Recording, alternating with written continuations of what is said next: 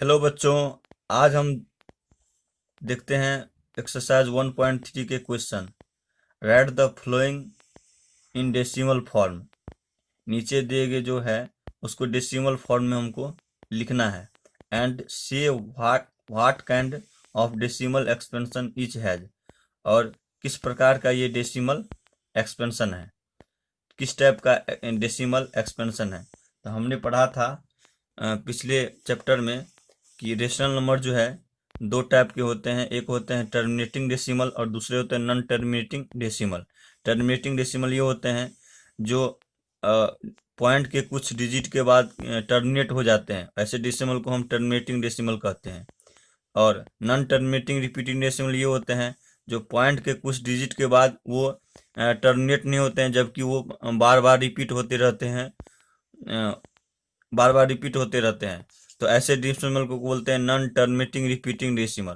तो जब हम इन सब को हम एक्सपेंशन को हम अगर हम सोल्व करेंगे तो इस प्रकार के एक्सपेंशन जब आएंगे, अगर पॉइंट के कुछ डिजिट के बाद अगर वो टर्मिनेट हो गए तो वो टर्मिनेटिंग डेसिमल होंगे।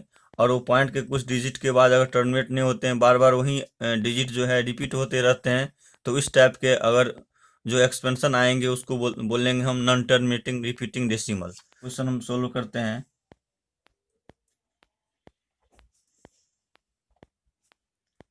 36/100। 36/100 जो है इसको हम डिवाइड करते हैं।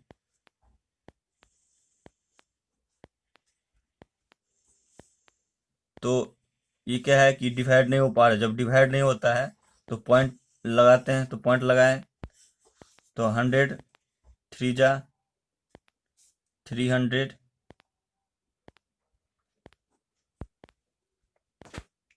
इसके बाद क्या है कि अब डिवाइड नहीं हो पा रहा, डिवाइड नहीं हो रहा तो क्या करेंगे हम, फिर एक जीरो लगाएंगे। तो 106 के मल्टी करेंगे मल्टीप्लाई, तो 100 600 तो हो गया ये कैंसिल।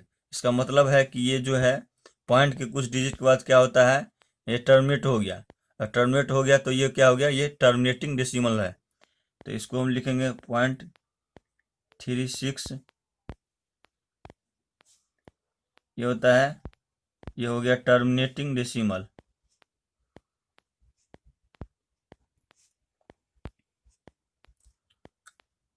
टर्मिनेट। दूसरा क्वेश्चन बोल रहा है 1/1/11। तो 1/11 को हम सोल्व करेंगे।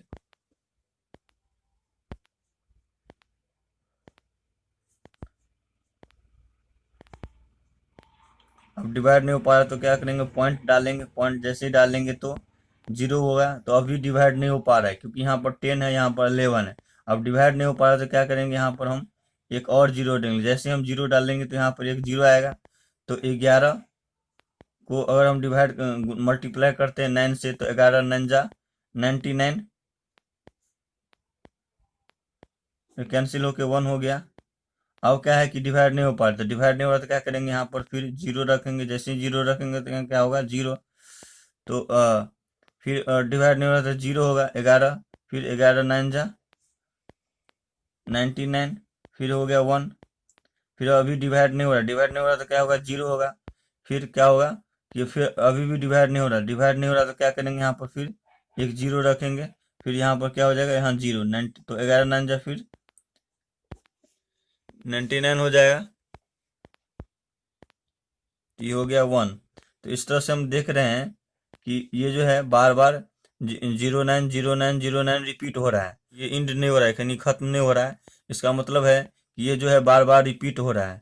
इसको हम लिख सकते हैं इस तरह से, 0.0909 को इसको हम लिख सकते हैं 0.0 और 9 का ऊपर में बार।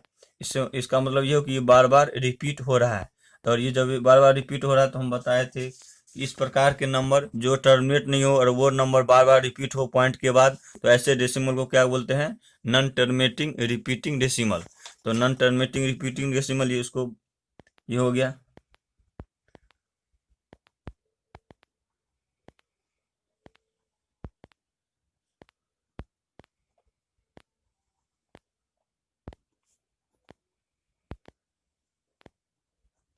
इस तरह से थर्ड क्वेश्चन। तो थर्ड क्वेश्चन को देखते हैं। थर्ड क्वेश्चन को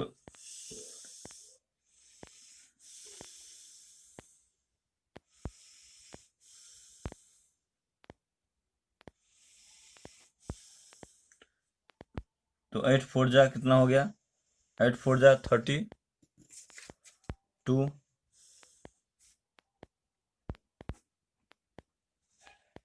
अब क्या है, डिवाइड नहीं हो रहा तो क्या करेंगे, पॉइंट करेंगे, पॉइंट रखेंगे जैसे। तो 8 1 जा 8 हो गया 2। अब क्या है, नहीं डिवाइड हो रहा तो फिर 2, 8 2 नहीं, 8 2 जा 16 कैंसिल हो गया। 8 5 जा 40 ये कैंसिल हो गया। इसका मतलब है कि ये पॉइंट के कुछ डिजिट के बाद क्या हो गया, टर्मिनेट हो गया। तो ऐसे डेसिमल को क्या बोलते हैं, टर्मिनेटिंग डेसिमल।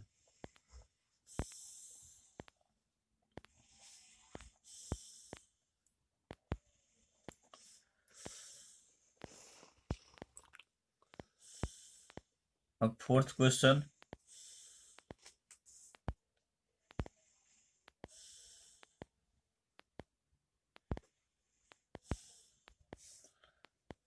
इनको देखना है।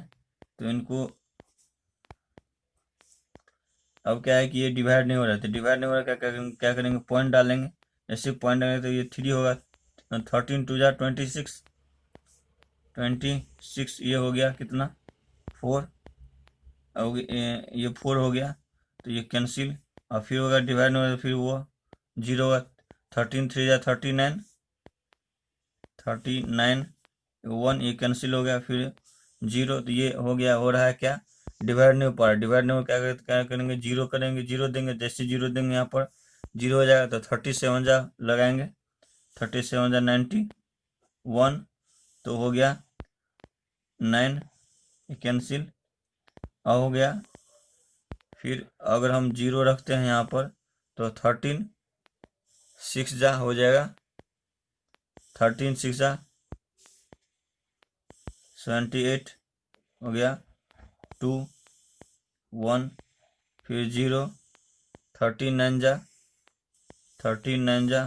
117 हो गया कैंसिल, ये 3। तो अब देखो यहाँ पर जो है, जो डिजिट पहले शुरुआत में जहाँ से हम शुरुआत किए थे वहाँ से फिर वो शुरू हो रहा है।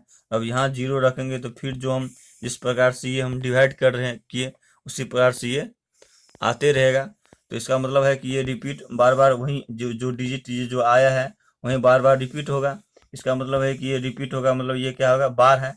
तो इसका हो गया 0.23076 इसका बार।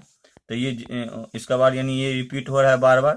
तो इसका मतलब है कि ये जो है नॉन टर्मिनेटिंग डेसिमल है।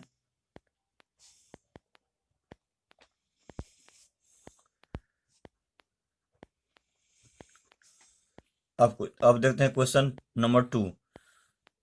कह रहा है यू नो दैट, हमें पता है कि 1/7 इक्वल टू 0.142857 का बार। कैन यू प्रिडक्ट, हमें पता है कि 1/7 इक्वल टू इतना होता है। तो can you predict what the decimal expansion of 2/7, 3/7, 4/7, 5/7, 6/7। तो आप क्या बता सकते हैं कि 2/7, 3/7, 4/7, 5/7, 6/7 का डेसिमल एक्सपेंशन क्या होगा without actually doing the long division, बिना कोई लॉन्ग डिवीजन किए हुए। इफ यू शो तो हाउ, अगर आप कर सकते हो तो कैसे आप शो कर सकते हैं। तो हमें पता है कि 1/7 इक्वल टू इतना होता है। तो इनको यूज करके हमको इतना बताना है बिना लॉन्ग डिवीजन किए हुए। तो कैसे बताएंगे, तो हमें पता है कि वी नो दैट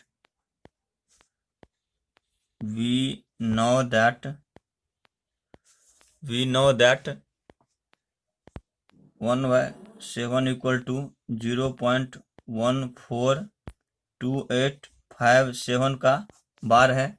तो हमें बताना है कि इन सब का डेसिमल एक्सपेंशन क्या होगा बिना लॉन्ग डिवीजन किए हुए। तो 2/7 का क्या होगा इस प्रकार से, 3/7 का क्या होगा, 4/7 का क्या होगा, 5/7 का क्या होगा और 6/7 का क्या होगा। तो हम देखते हैं सबसे पहले 2/7 का। तो 2/7 को हम 2 इंटू 1/7 हम लिख सकते हैं। तो और 1/7 का मान वैल्यू जो है हमको पता है इतना होता है। तो 2 इंटू 0.14287 का बार है। इसको मल्टीप्लाई करेंगे तो अगर हम 2/7 को अगर हम 2 से इस तरफ से मल्टीप्लाई करते हैं तो हम इतना निकलता है 0.285714 का बार। इसी प्रकार से हम इसी टाइप से हम 3 इंटू 1/7 करते हैं। तो 3 इंटू 0.14287 का बार, इसको हम मल्टीप्लाई करते हैं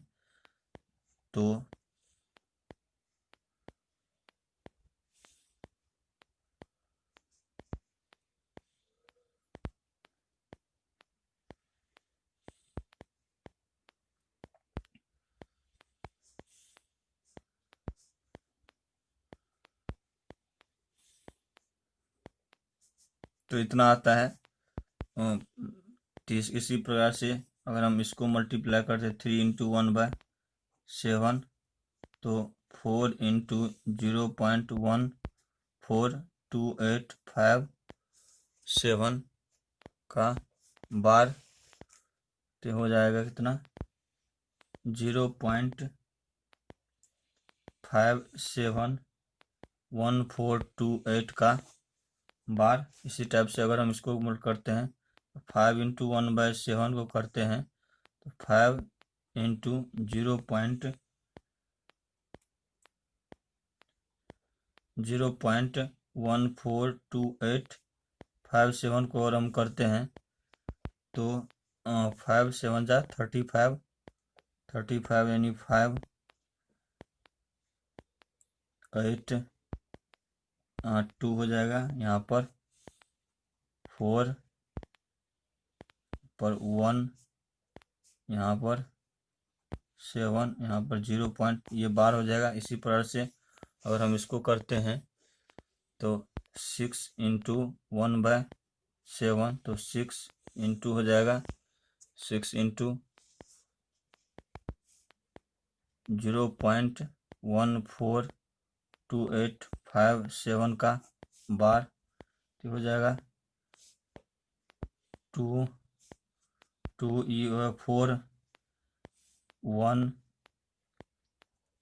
7 5 6 1 जा 6 और 2 8 इंटू 0 पॉइंट, ये हो जाएगा।